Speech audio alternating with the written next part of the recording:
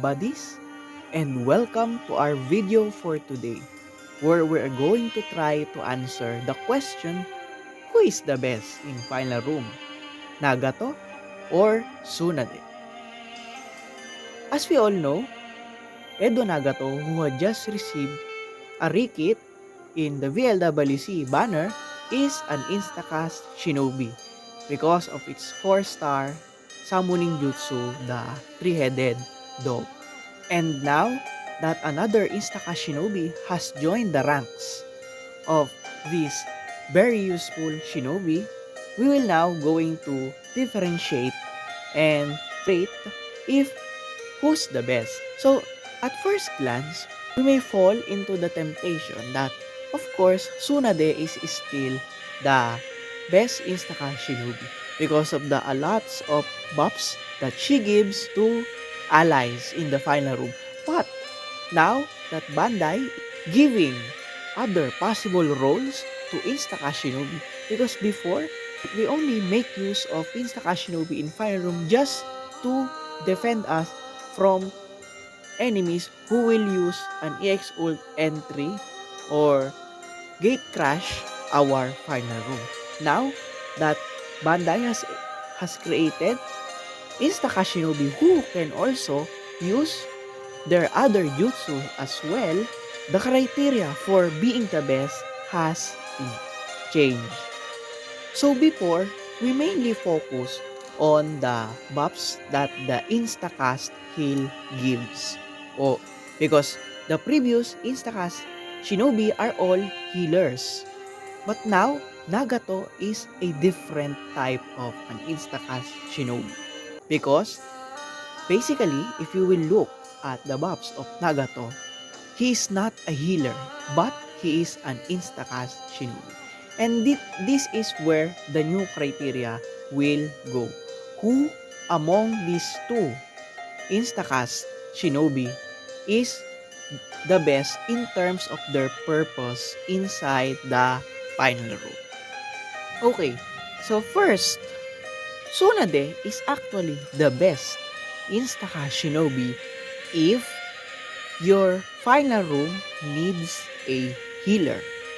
For example, the other 3 defenders that you wish to be put in the final room are all at somewhat attack type or shinobi who doesn't give heal buffs to their teammates, or their buffs are only for themselves, and therefore Tsunade is the best Instacash Shinobi for you. Why? Because as we have know in my former video rating or ranking all Instacash Shinobi, Tsunade gives the most buffs and the most essential among them all, namely invincibility, immunity to status effect, critical, and speed buff. And if your allies went inside the circle that Tsunade gives, they will receive added buffs like defense, HP, reduce CP damage, and reduce ninjutsu cooldown. And it's massive. Plus, if you will add her new LB, it also gives attack and CP. And if you will equip her old LB, it also gives massive buffs. Somewhat same with the Instacast heal. And therefore, Tsunade is the best for you if that's your design. Because you need someone who will buff the team when their buffs was stripped, or at some point can continually renew their buffs.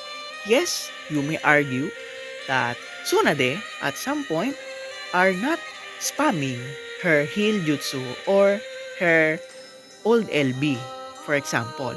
But we cannot deny the fact that even though, despite that, for a set period of time, Tsunade is casting that heal and thereby serving her purpose as the healer of your team.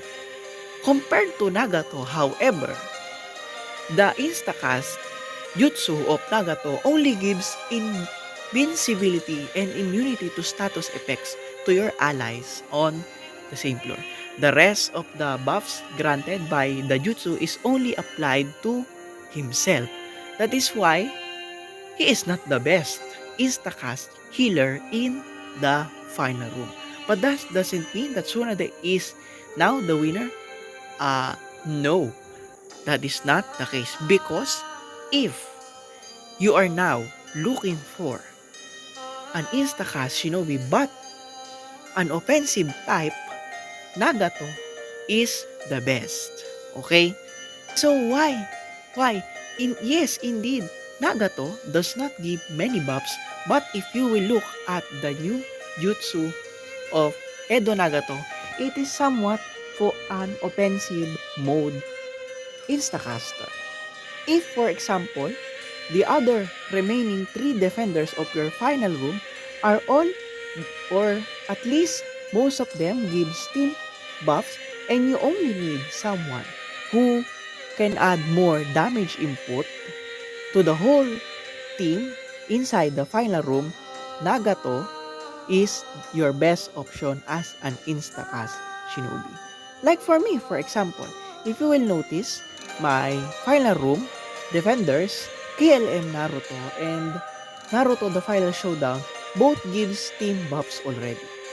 And after I put Tsunade, basically after her buffs faded, and since I also don't have her old LB, she only became like Gaara because she doesn't deal much damage inside.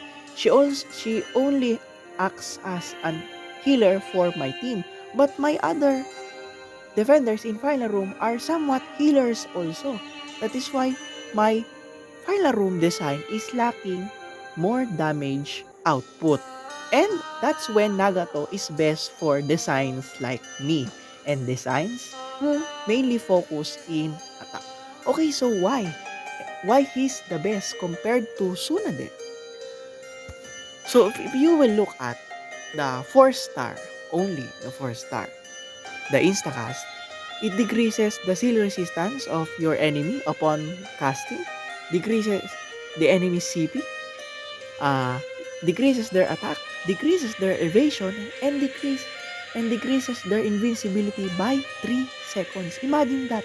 Therefore, if Nagato instacast it upon the entrance of your enemy inside the final room, those debuffs are already applied unless there can counter them. For example, if the enemy has high seal resistance, of course the reduced seal resistance will not take effect.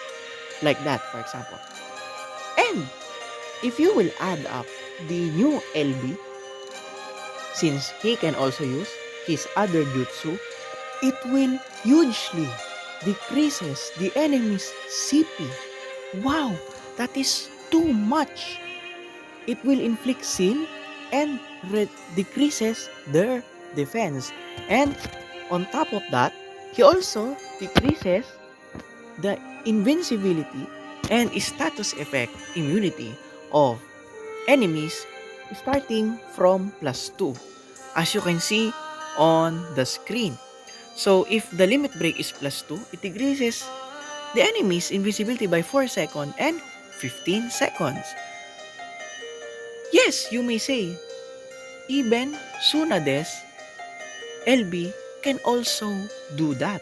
It can also strip the enemy's invincibility and status effect starting from limit break +2. But if you will compare their strip, you will notice that Tsunade can only strip the invincibility by 3 seconds and immunity to status effect by 10 seconds if I was right.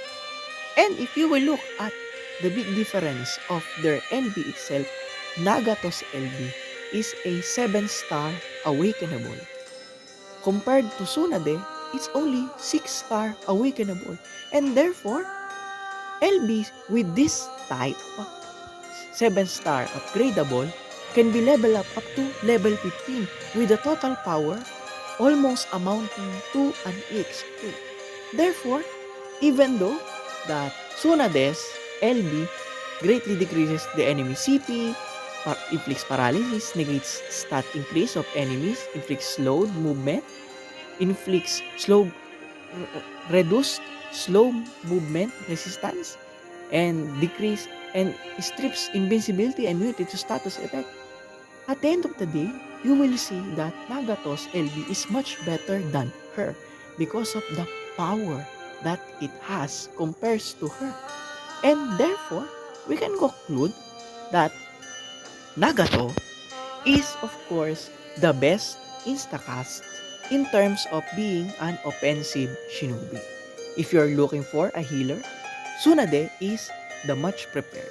But if you are looking for an instacast shinobi who is an offensive type, Edo Nagato is the best. So what do you think, buddies? What are your thoughts regarding this matter? Share it in the comment section. So as for now, let's expect that Bandai will give us more Instacast Shinobi. Now that it seems that Bandai is helping us or helping our ports to defend against powerful enemies. Yes, to tell you the truth, I can say that Instacast Shinobi alone can't save or give you wins.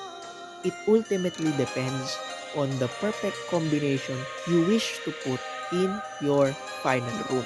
Instacast Shinobi are only there to help those remaining 3 defenders of your choice to be protected against EX ult entries or gate crash.